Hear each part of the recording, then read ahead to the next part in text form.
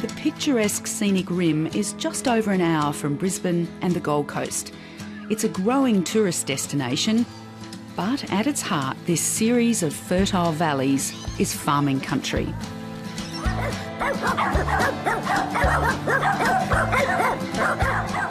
The Tomarup family has farmed here since 1874, in a pocket called the Lost World.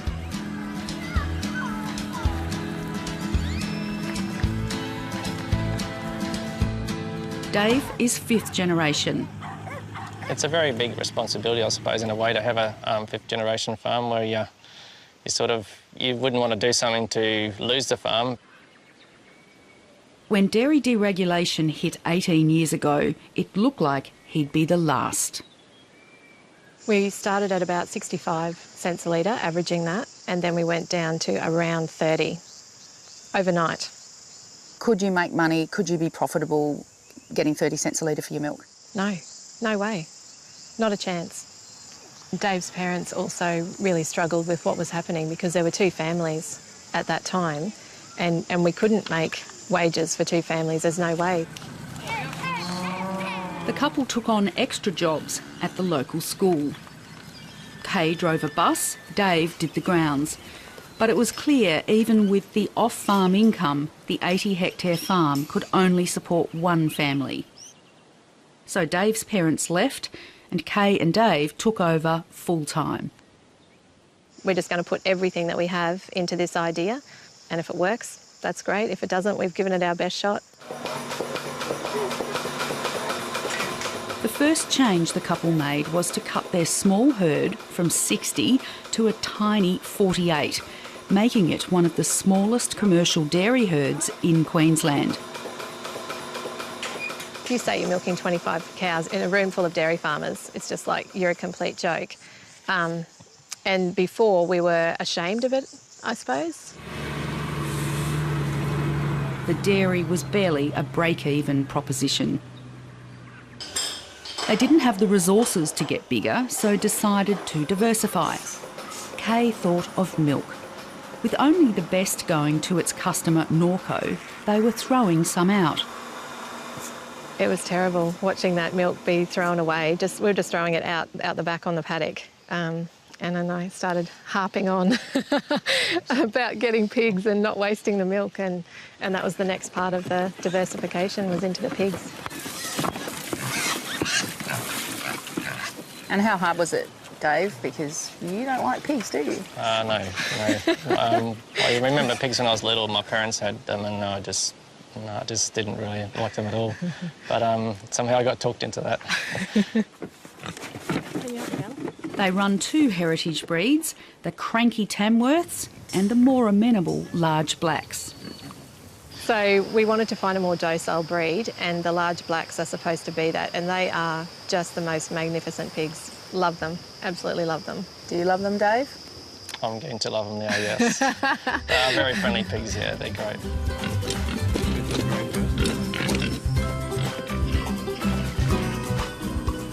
They added free-range laying chickens, dairy beef, sheep and goats, and a farm shop. Hello, Kay. From their larder, they sell their yearling beef, pork, vegetables and cheese made locally from their milk, as well as produce from local farmers. Have you tried that one before? I got it last time. I remember that. The final piece of the puzzle was renovating a homestead and cottage for farm stays.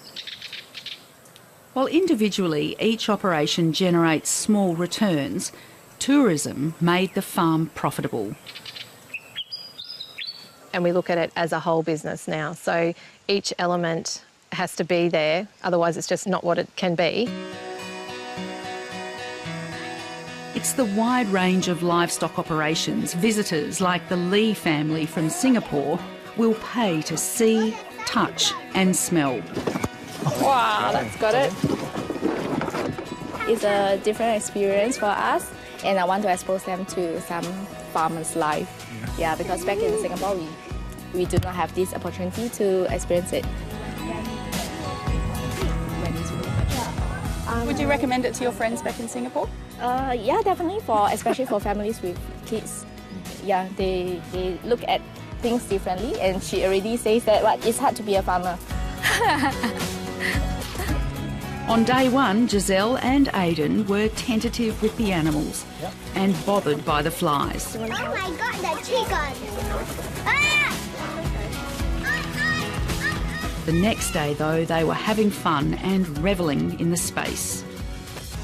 The rooster, yeah, it's very funny. They were running around and they were like a bit scared, but it's Rooster! funny. Rooster! Cow! And they like the guinea And pig. sheep! We're trying to give them backstage pass to our farm and show them what they wouldn't see if they're just looking at, you know, going in and patting a few animals at a petting zoo or something like that. This is a real farm. People leave here and they say, we've had the best time, thank you for sharing your farm with us, and that's a pretty good reward. The kids don't want to go home, and it's like, see you, Farmer Dave. Yeah, yeah. So yeah, and Farmer Kate as well. So it is nice to see that. Yeah. With so many mini enterprises, the workload here is unrelenting. I think it's a joint thing that you do. I think it's about working as a team. Yeah, I'd be pretty lost without Kay. Ratio, isn't it? Without her, I wouldn't get half the things that I need to get done, and we wouldn't have survived. A role model for women in agriculture, she's also an ambassador for small family farms, which she says are making a comeback as consumers seek closer connections with those who grow their food. She says they'll never forget, though, the early days when they were told countless times they had only one option: to get big or get out. As long as you're passionate about something, you can succeed. It doesn't matter if you're different, just as long as you're giving it your best shot. We've got a business that's successful. We're doing it the way that we want to, and it's okay, so we're proud of it now.